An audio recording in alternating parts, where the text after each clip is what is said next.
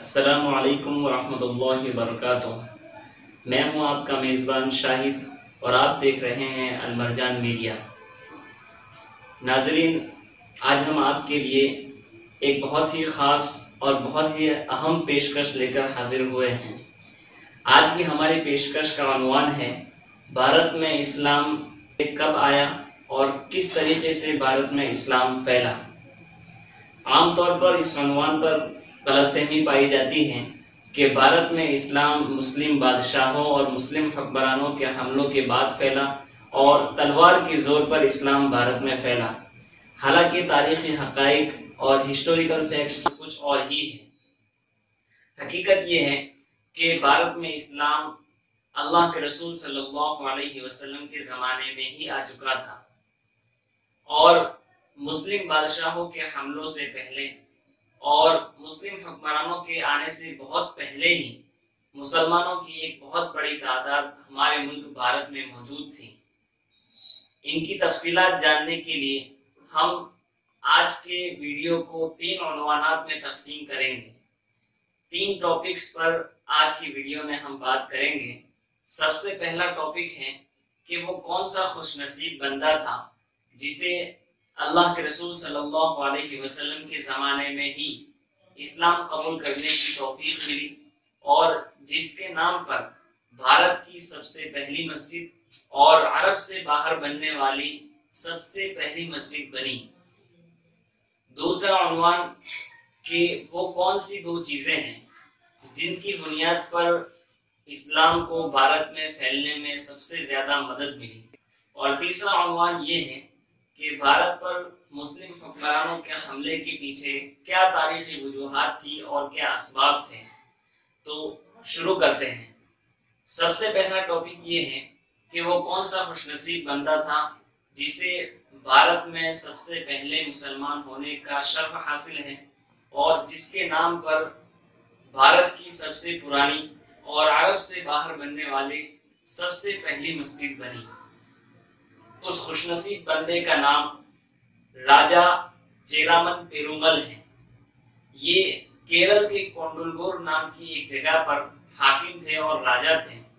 انہوں نے اللہ کے رسول صلی اللہ علیہ وسلم کا وہ معجزہ دیکھا جس میں اللہ کے رسول صلی اللہ علیہ وسلم نے چاند کے 2 ٹکڑے کیے۔ جس رات انہوں نے یہ معجزہ دیکھا، انہوں نے اپنے نجومیوں اور جاننے والوں کو جمع کیا اور ان سے مشورہ کیا کہ آخر چاند کے 2 ٹکڑے ہونے کے پیچھے کیا وجہ ہے۔ تو انہوں نے تفصیلات بتائی کہ پچھلی کتابوں میں یہ بات آتی ہے کہ آخری نبی اور آخری پیغمبر جب آئیں گے تو ان کے ہاتھوں سے چاند کے 2 ٹکڑے ہوں گے۔ انہوں نے مزید تحقیق کے لیے عرب کا سفر کیا اور عرب جا کر ایمان لائے۔ انہوں نے اپنا نام تاج الدین رکھا اور ایمان لانے کے بعد بھارت میں اسلام کی تبلیغ اور اشاعت کے ارادے سے وہ واپس ہوئے، لیکن واپسی کے سفر کے دوران ان کا انتقال ہو گیا۔ انتقال سے پہلے انہوں نے اپنی حکومت کے ذمہ داروں کے نام ایک خط لکھا۔ اس خط کے اندر انہوں نے اس بات کی خواہش ظاہر کی کہ ایک مسجد ہمارے علاقے میں بنائی جائے اور میرے وطن میں بنائی جائے۔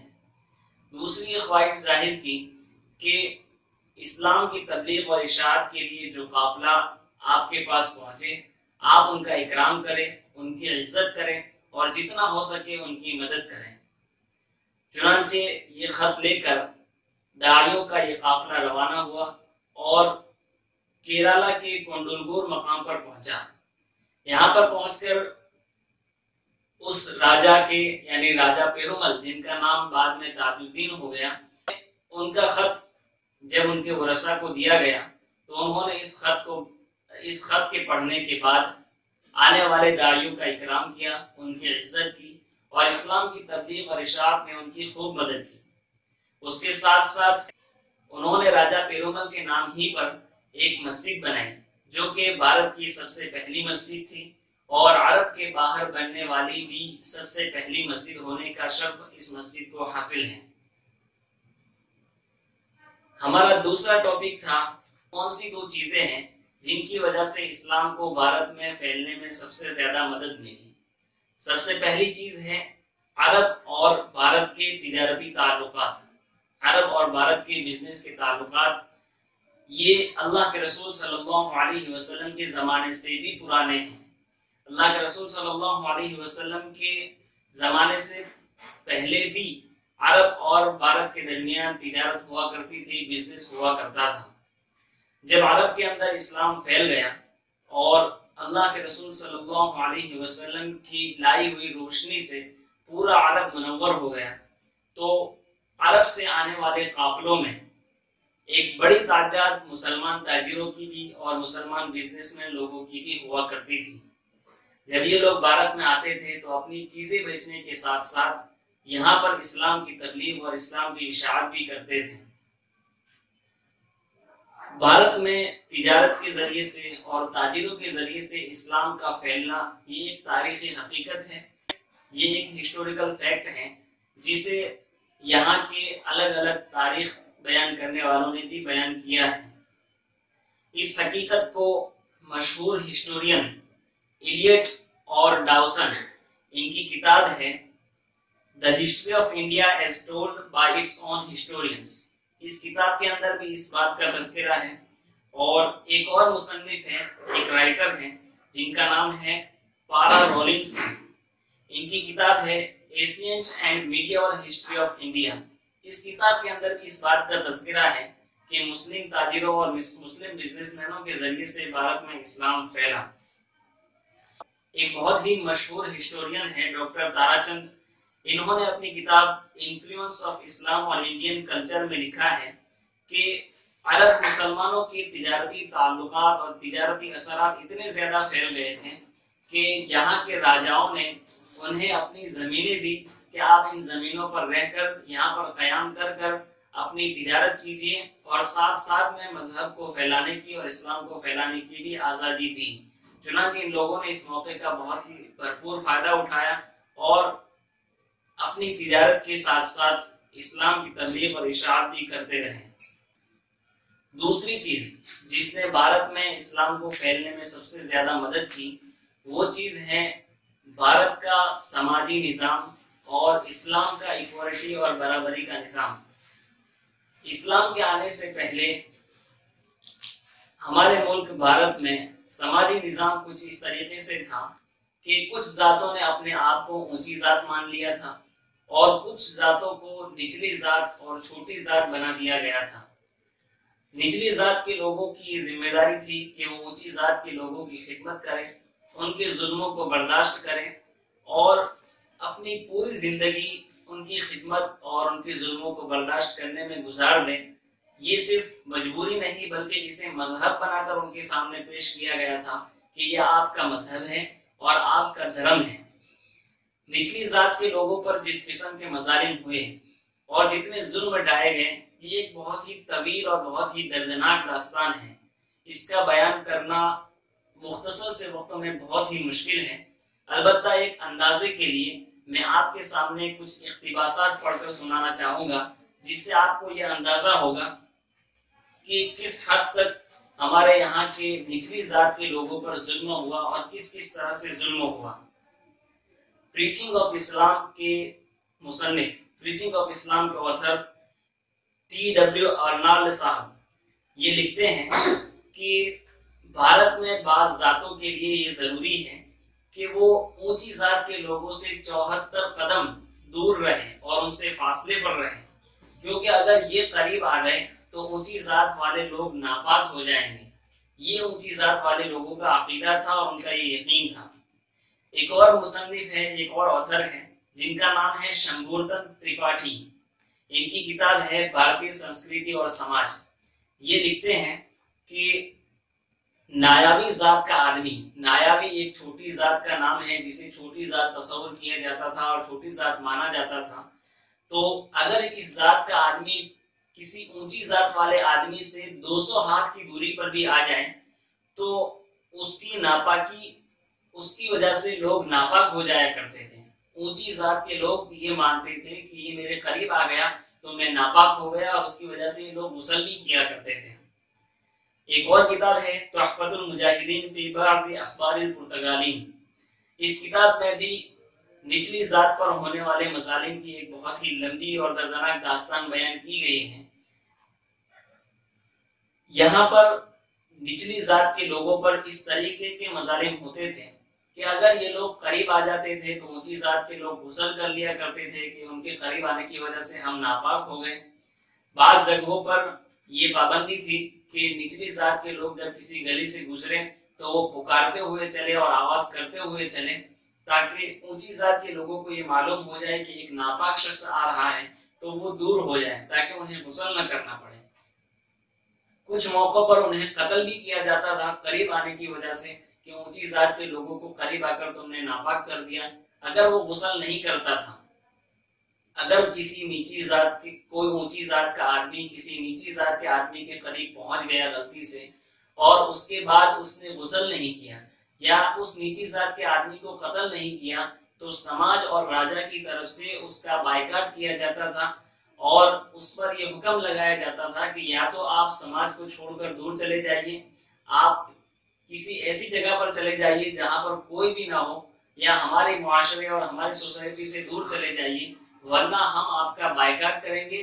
اور بہت سے کیسز میں ان کا قتل بھی کیا جاتا تھا۔ تو اتنی دردناک داستان اور اتنے ظلموں سے بھری ہمارے ملک کے نچلے طبقات کی کہانی ہے۔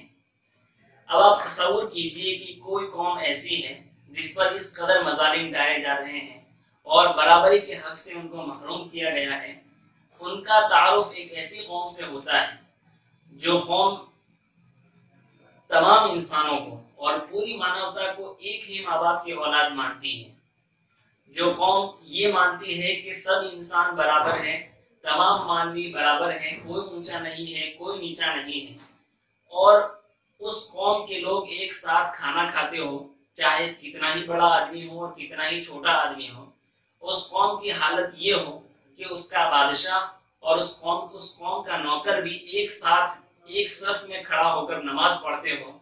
تو جب ایسے لوگوں سے کسی قوم کی ملاقات ہوگی اور ان کا تعارف ہوگا جن پر اس قسم کے مظالم ڈھائے گئے ہوں، تو ان کا کیا ری ایکشن ہوگا، ان کا کیا تاثر ہوگا؟ ظاہر سی بات ہے کہ وہ بھی اس قوم کے ساتھ مل کر اپنے آپ کو عزت دلانا چاہیں گے اور ایک عزت کا مقام حاصل کرنا چاہیں گے، اور ایسا ہی ہوا۔ یہاں پر بھی نچلے طبقات کے لوگ جنہیں مانا جاتا تھا، انہوں نے بڑی تعداد میں اسلام کو قبول کیا۔ اس بات کو ہمارے ملک کے بڑے بڑے مورخین اور بڑے بڑے ہسٹورینز نے مانا ہے، جیسا کہ دا ریلیجنس آف انڈیا اور دا وائس، ان دو کتابوں کے حوالے سے دا پریچنگ آف اسلام کے آتھر نے یہ لکھا ہے کہ ان مفلس لوگوں کے لیے اور ان مظلوم لوگوں کے لیے اسلام ایک بہت ہی بڑی نعمت بن کر آیا، اور اسلام کے پھیلانے والے اور اسلام کے مبلغین توحید اور برابری کا نعرہ لے کر ایک ایسی قوم کے پاس گئے جس قوم کو ذلیل سمجھا جاتا تھا، جس قوم کو حقیر سمجھا جاتا تھا۔ تو ظاہر سی بات ہے انہوں نے بڑی تعداد میں اسلام کو قبول کیا۔ دا پریچنگ آف اسلام کے آتھر لکھتے ہیں کہ اسلام ذات پات کی تفریق کو برداشت نہیں کرتا، اسلام چھوت چھات کو برداشت نہیں کرتا۔ اسی چیز نے اسلام کو بھارت میں سب سے زیادہ طاقت دلائی اور سب سے زیادہ قوت دلائی۔ ہمارا تیسرا ٹاپک یہ ہے کہ مسلم بادشاہوں کی طرف سے اور مسلم حکمرانوں کی طرف سے بھارت پر حملہ کرنے کی کیا تاریخی وجوہات تھی اور کیا اسباب تھے۔ تو اس کی تفصیل یہ ہے کہ مسلم حکومت ہی کے اندر اللافی لوگوں نے مسلم حکومت کے خلاف بغاوت کر دی تھی۔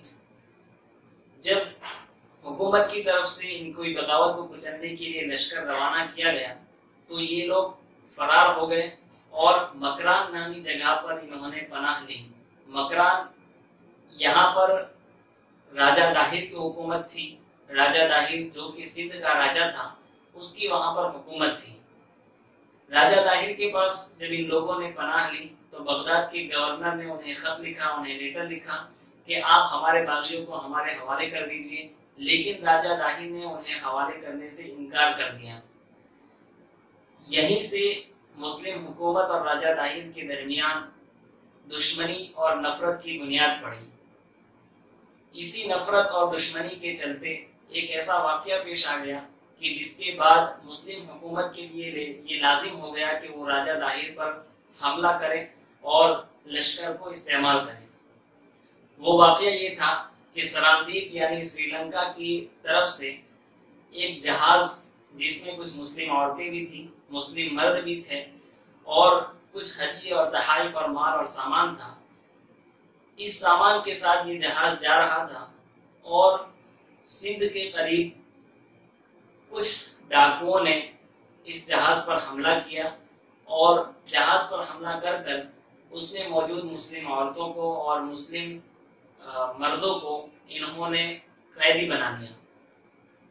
حجاج بن یوسف نے، چونکہ یہ سمندر سندھ کے قریب پڑتا تھا، سندھ میں راجہ داہر کی حکومت تھی، تو حجاج بن یوسف نے راجہ داہر کو خط لکھا کہ ان ڈاکوؤں کے پاس سے ہمارے قیدیوں کو چھڑایا جائے اور ہمارے قیدی ہمیں واپس کیے جائیں۔